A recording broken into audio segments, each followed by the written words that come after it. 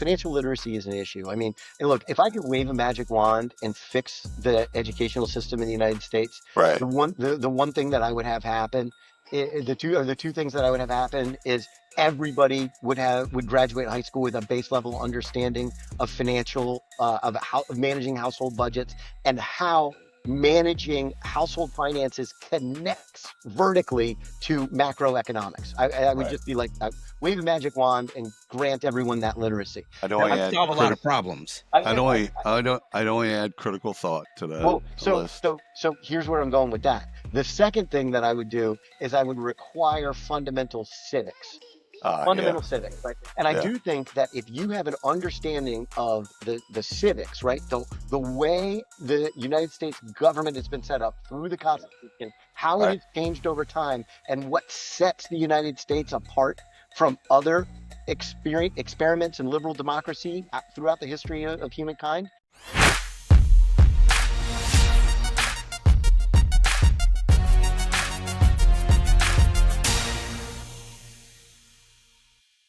Hey, this is William Tidcup and Ryan Leary. You are listening, hopefully watching, the Use Case Podcast. We've got Michael on today. We're going to be learning all about his product. Ryan, how are you doing? I am, you know what? I'm doing pretty good. I'm Good. doing pretty good now. We're getting warmer weather where I'm at. So I'm out in for those listening, I'm on the East Coast, Philly area. And we're 56, 57 today, 64 the other day, which means there's no more ice on the water and the boat is hitting the water. How fast does the ice go? As soon as it's above freezing. Really? And it just probably like 40, 50. It starts to come down. There's still the smaller bodies of water still have ice. right. But the bigger bodies now are good.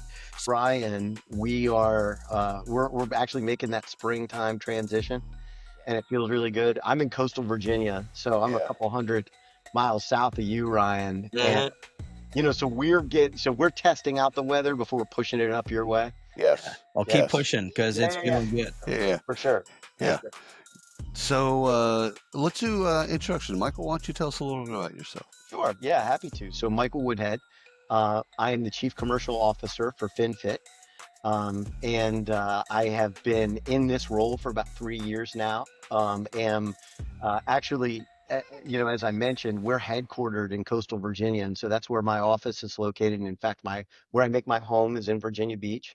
Um, interestingly, maybe not. But certainly serendipitously, I find myself living in Virginia Beach after having grown up in Virginia Beach, which was never the plan, guys. 100%. Never the plan, right? Never. I moved out of Virginia Beach to go to college, and I was like, peace, was never coming back. I'll never see you again. And you That's came right. back. That's exactly right. Can't wait Michael, to scrape the dust off, right? I live 8 streets from where I grew up. Is that right? So I went to Alabama, then Arizona, then Case Western, 9 years of college. And then we moved back in with my parents, or we moved in with my parents for about 9 months, which is about 8.5 months too long. And then my wife was working in downtown Dallas. I was working in downtown Fort Worth. We're like, all right, what about Arlington? I'm like, yeah, I know Arlington pretty well. So we literally were on a street. I could throw a rock. No, wait a minute. Are we talking about Arlington, Virginia, or Arlington? No, Arlington, Texas. I've Yeah, okay. stayed in Arlington, Virginia for an internship at the National Park Service. Yeah. What I heard there is that you need to get out and live somewhere else. Well, I've traveled the world, so I'm good. But Yeah, that's what you say.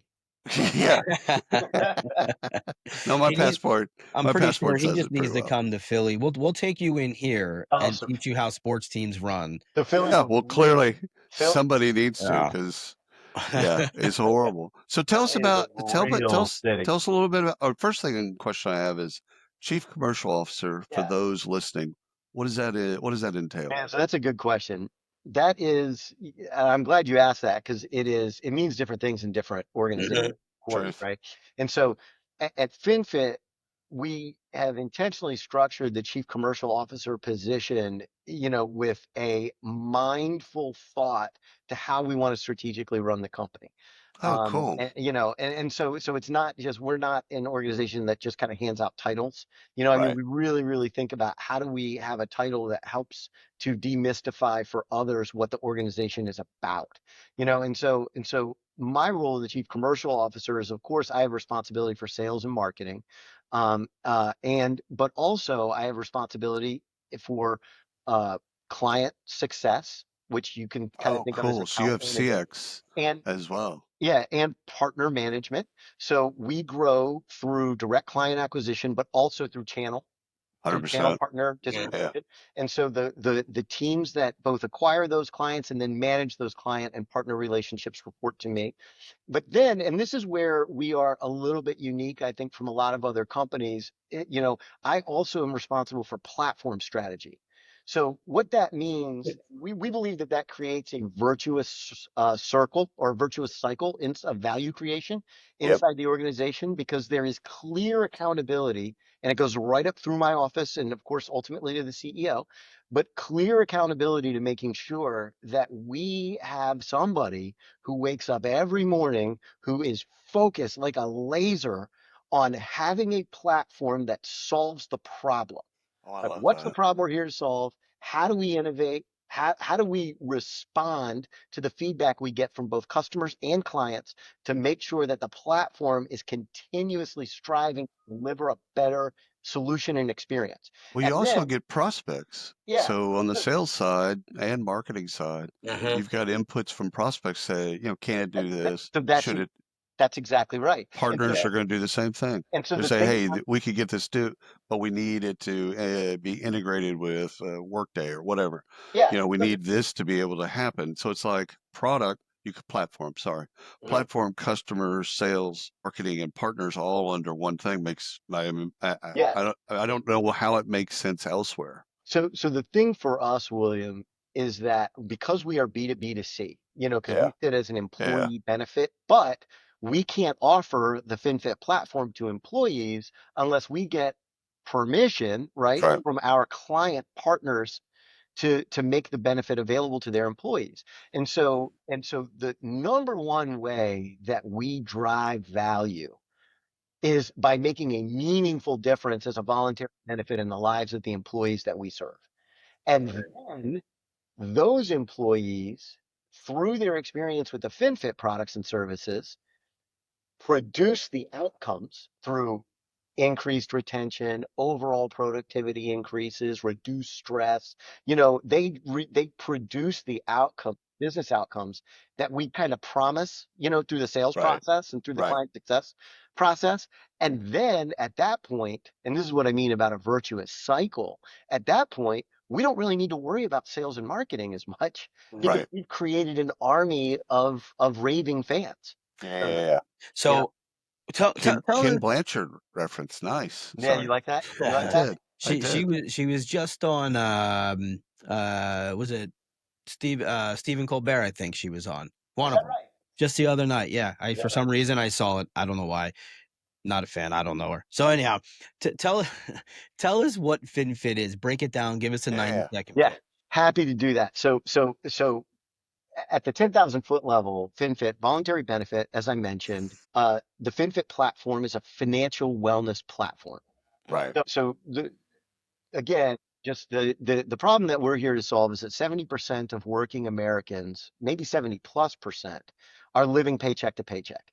And when Americans are living paycheck to paycheck, they are living with likely a very low percentage of they're likely living with a very low percentage of emergency savings or available savings. Right. So over the next 18 months, they are close to 100% guaranteed to encounter a financial emergency or crisis that they cannot solve on their own. And Right. so that leads to an agitated level of financial stress. And that leads to all kinds of terrible situations in the lives of employees that can threaten their employment stability. So what we do is we come in with a platform that seeks to solve that problem of pending financial distress. And Right. so that leads us to the establishment of our mission, and we are a mission-driven organization, have to be, right? And that leads us to the establishment of our mission, which is to empower every working American to establish a financial safety net and then ensure that they can take the next best step in their journey to financial wellness, Right. right? Where does the I think we might have asked this question to someone before, but it always I'm always curious about this. What is the company's role outside of obviously an That's a great employee who's question. financially fit, right, and isn't stressed out Yeah. as a better producer, et cetera? What is the company's responsibility in today's workforce? Because it's different than it was in the 70s and 80s. But in today's workplace, what is the employer's responsibility in making sure that the employees have these benefits? You know, such a great question. I don't know that there's a one size fits all answer to that because I do think that that is a cultural answer Right. for Right. individual employers. Um, I certainly don't think that employers have an obligation to involve themselves in the overall financial wellness of their employees. I just don't think that's an obligation of employers. I think that Right. employers are obligated, right, by the terms of their employment contract with their employees in exchange for, in exchange for their effort and their labor, I will provide you with wages, right? Right. Right. And, and Yeah. then it is sort of up to you, Mr. Employee, to make those wages the right wages for your own individual economic situation. Right. Um, however, what we have seen over the last 50 years is an increasing percentage of working Americans who are living paycheck to paycheck. And Yeah. so the old rules just don't apply anymore.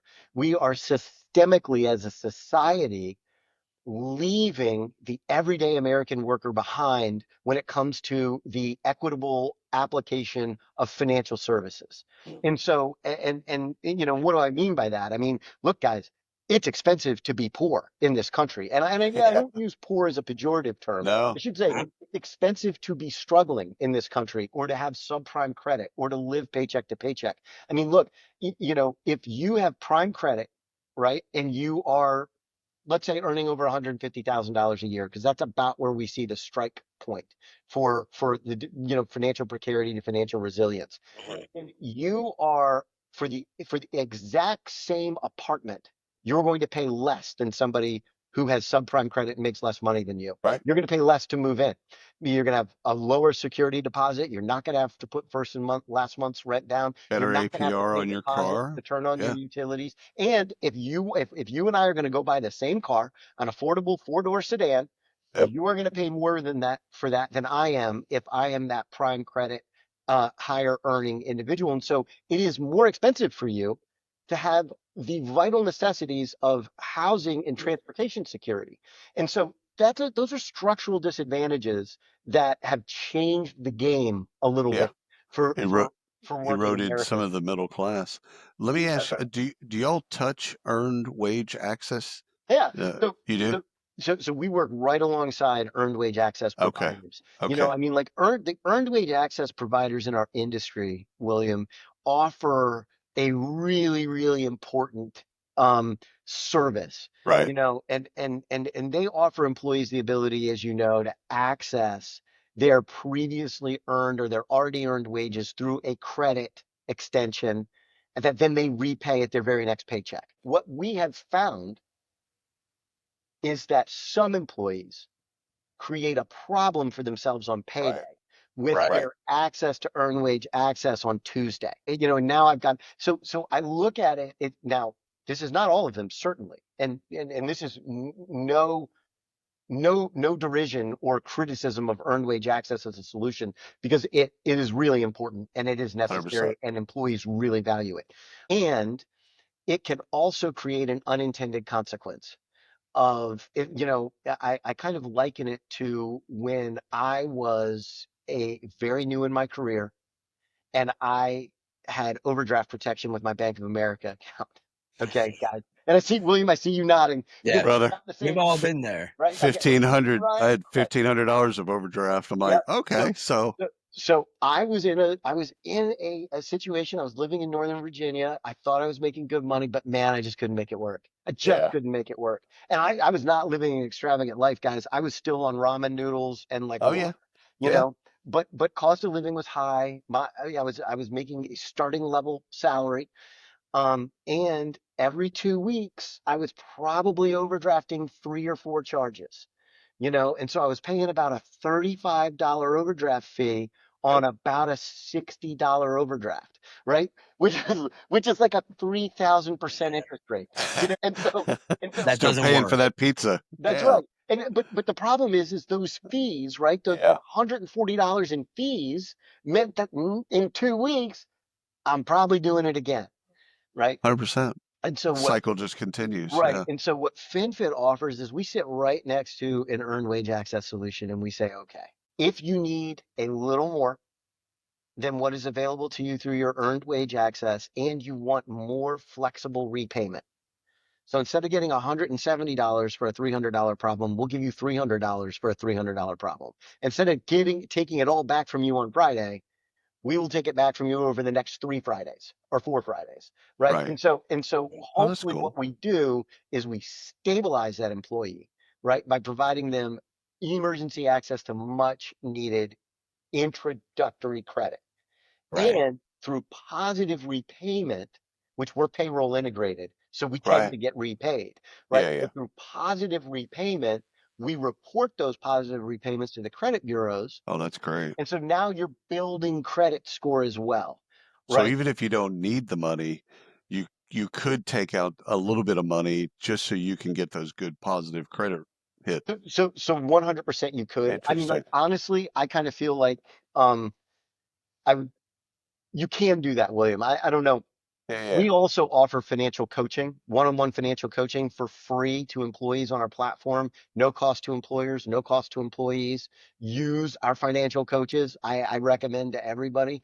I would say before you did something like that, call a financial coach Right. and get some credit 100%. going, and make sure 100%. that that's the right thing for Yeah. you. Now, do you have the ability, or should you have the ability to track the money that the employee is pulling out so that there's maybe a noticeable trend? William's pulling out an Yeah. extra $200 every week, Yeah.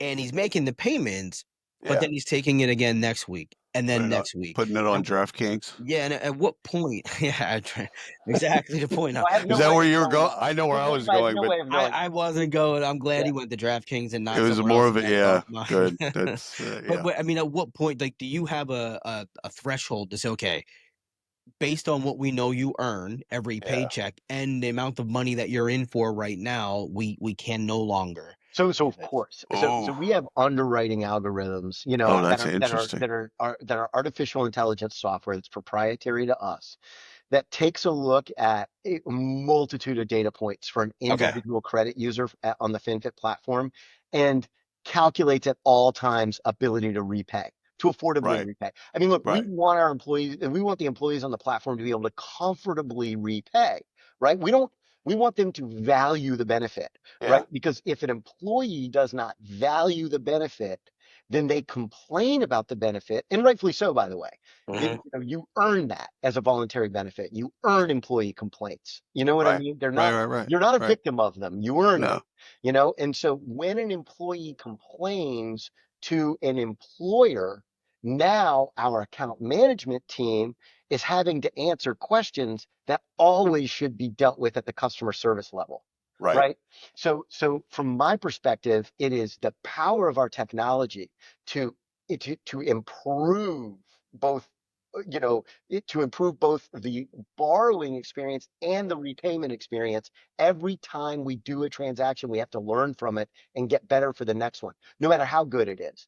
And Right. so guys, we have an 85% OSAT on the FinFit platform. And I'm telling you, traditional financial institutions like a Mm. city or a bank, They they're wish. 60, they're 65%. You Yeah. know what I mean? So the fact that we offer credit and the fact that we have an 85% OSAT tells you that I mean what I say when I say that we are focused on that employee experience. You know what Do I your mean? do your financial advisors or otherwise in the platform work with financial literacy? Because Yeah. we Brian and I have talked about this Mhm. before. For whatever reason, we learned money management or personal finance through our parents, maybe, or people in our neighborhood. Like I earned a merit badge, I think it was called finance, but like there's nothing taught in school.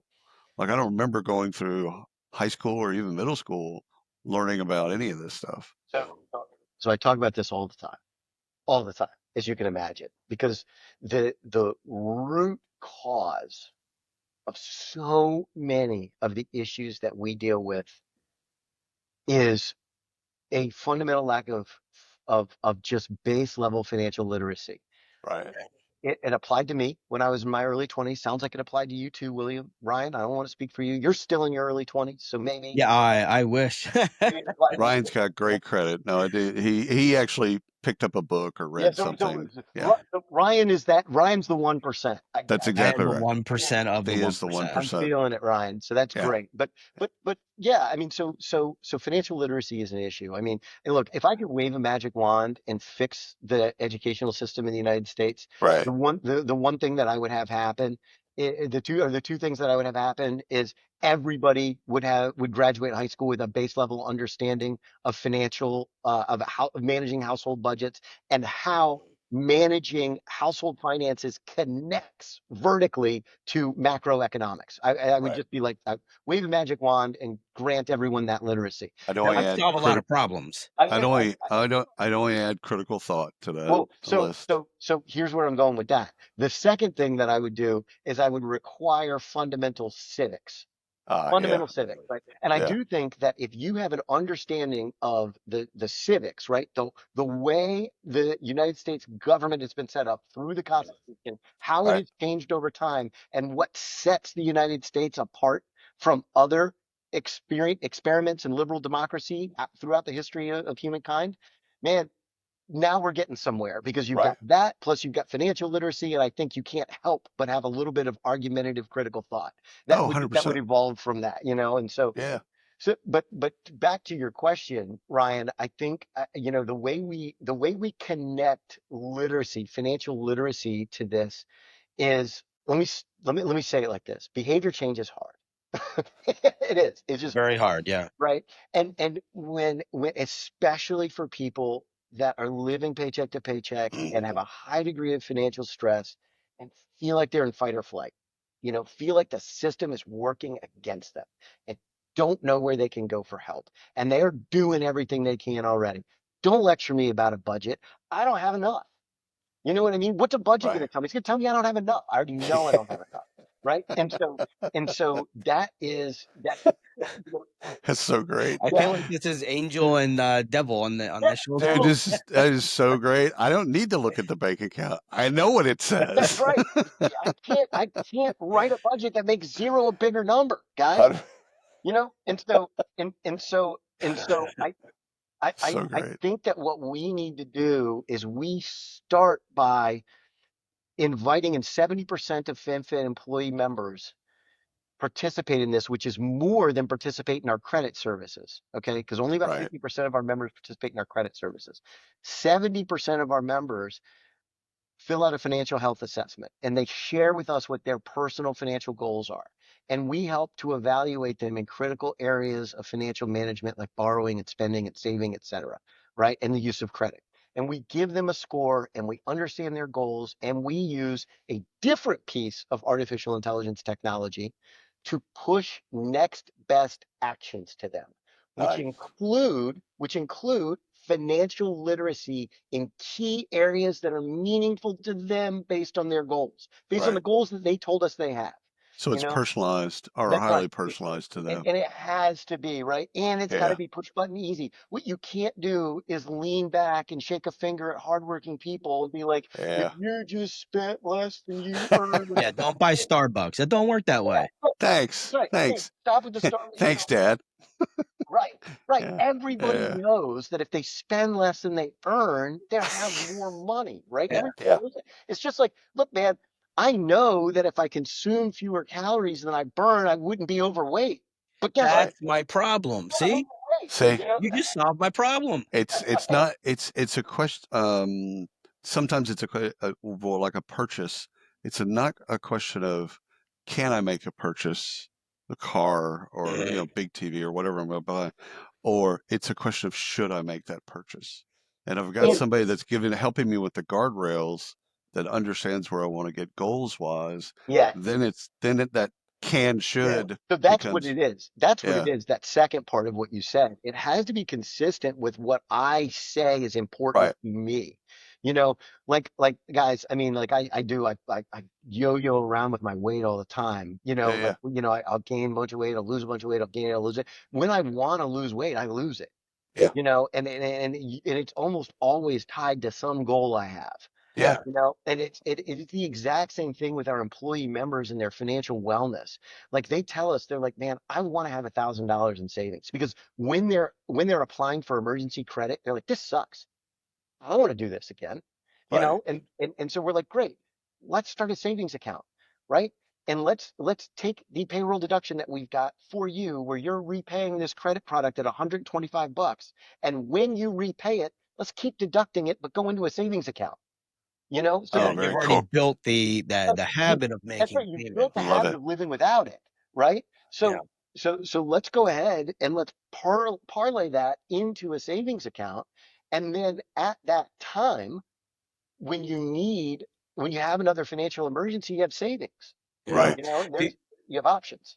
do you offer and I don't I mean I've never used the platform, but as you're identifying these gaps for the employees, do Mhm. you have a training for them? Do you have training that you put them into? I know you have a coaching, Mhm. the one-to-one coaching.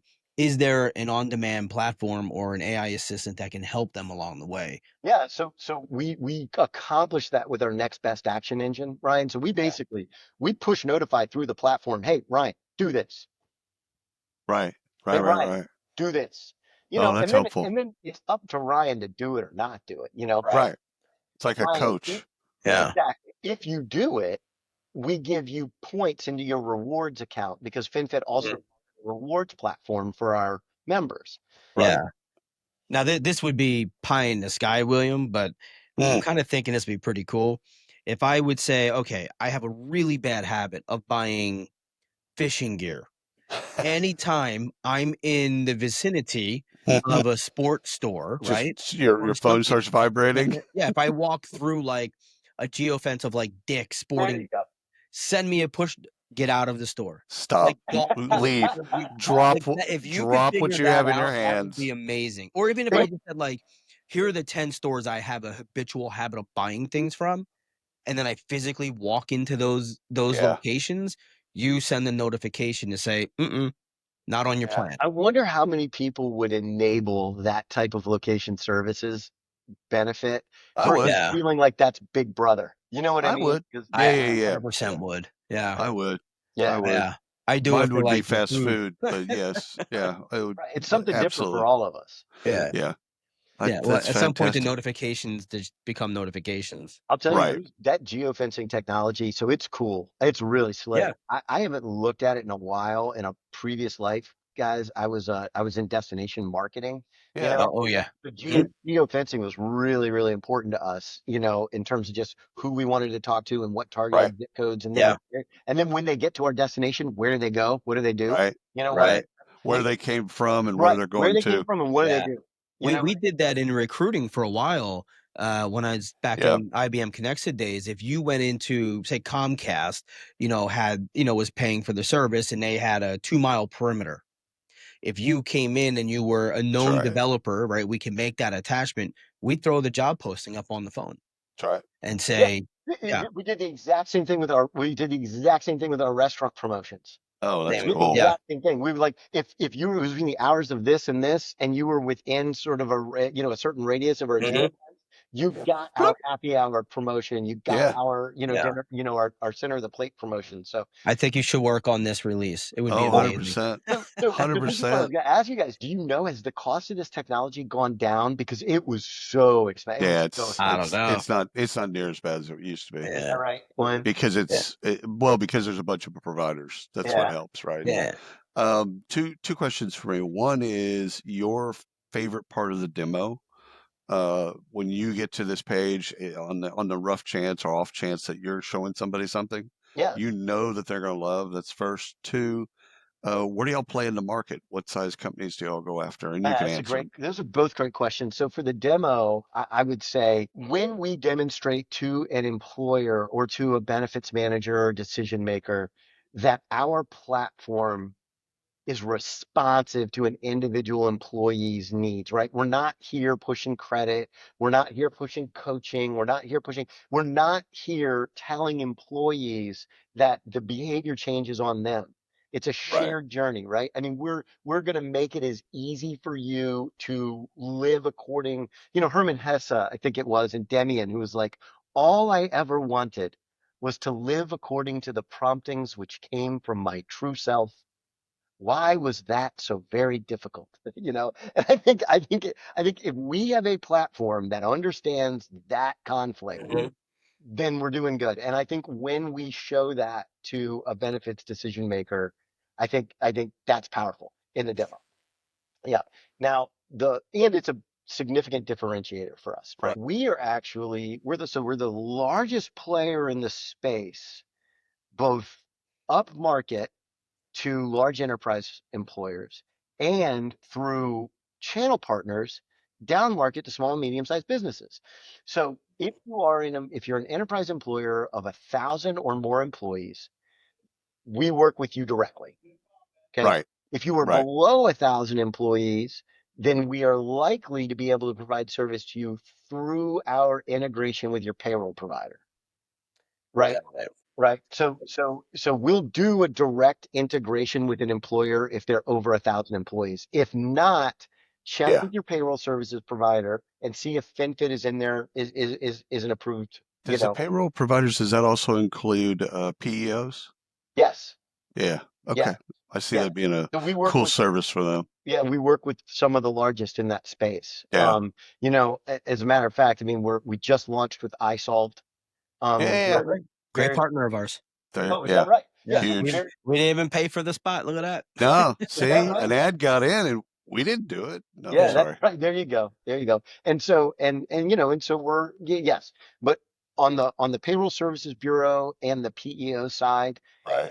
we work with the largest players in those It's a markets. great additional service that It Mhm. is. they don't have to uh, keep up with, Yeah, let's and just say. it's free to the Yeah. employer. Yeah. It benefits just part of the payroll services bundle. Yeah, Yeah. everybody wins there. All right. So one of the things we like to ask a lot, that we get asked a lot, is what do I need to know? Right. Mm, So, and what I mean with that, what are the questions that an employer need to ask you when they're talking to you? Because they may or may not know. They might know they need the benefit. They've heard about it. What are the questions they need to ask you to properly buy? Well, yeah, I would say the number one is, hey, what problem of ours are you solving? So frequently I'll meet with benefits managers who know that sort of financial stress is a problem amongst their workforce, right. but they don't really know what with the right financial wellness platform, what outcomes do we drive? What business outcomes do we really drive? You Mhm. know, so that's a question I think that a buyer should always ask, what are the business outcomes here? I also think, hey, I get it that there's no cost to me, the employer, to make this platform available. There's Right. cost to somebody. This Right. ain't Right. for Right. free. It's Right. not 100% altruism. How do I know that the cost to my employees is the most competitive, best available price that they Yeah. can get in the market? Yeah. And, Make sure it's not predatory. Yeah. right. And really hold us accountable to that answer. And so I think to me those are probably the two most important questions. Okay. Last question for me. Um, what questions should we have asked about FinFit that we didn't ask? Hmm. you know Ryan, I, Ryan, I know you'll appreciate that question. you know um so I'll tell you, I think, I mentioned that we're a mission driven, like for us it's about, and I just believe this firmly. I believe that for any organization KPIs are great. You Yeah. got to have them, right? Yeah. Everybody needs to understand what are the financial metrics that turn the crank that keep the company going. We got to have that. And at the leadership level, there needs to be uh, you know, a disproportionate focus on those KPIs. But throughout the organization, it's got to be purpose that ties everybody together. It is incumbent upon the leadership to ensure that the mission of the company reverberates through every department in the organization with a sense of purpose. So that when any individual in the organization has a decision to make, they can think back to the mission of the organization, which is, fundamentally for FinFit. I told you the mission earlier. I'll make it even easier, which is we're here to make employees' financial lives better. Okay. So then the question is, how do I make an employee's financial life better as the true north to my decision making right now? And if I don't know, I'm going to get help from my supervisor to get the answer. But if I know, then the answer is obvious and I'm going to do it. And then most importantly, do I feel good about that mission? Does it Yeah. give me a sense of purpose? And then it becomes up to the leadership of the organization to continuously connect the effort and output of those individual employees and associates with the KPIs and the success of the company and tie all of that together See, with purpose and what's, mission. And I love this. we do that at FinFit. You know what I mean? And so I think that's an important